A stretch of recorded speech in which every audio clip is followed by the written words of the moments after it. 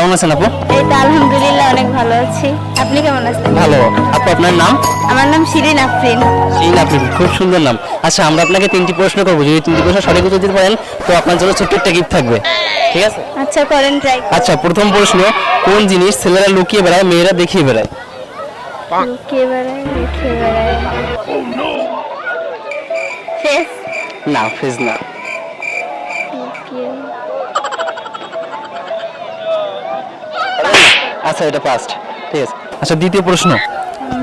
আচ্ছা, মেয়েদের 4টি গরুর 3টি, জিনিসটি কি? মেয়েদের 4টি গরু 3টি। জিনিসটি কি? রং কিছু না, এটা এনিথিং রং কিছু হবে না, পজিটিভ। বুঝতে পারছি।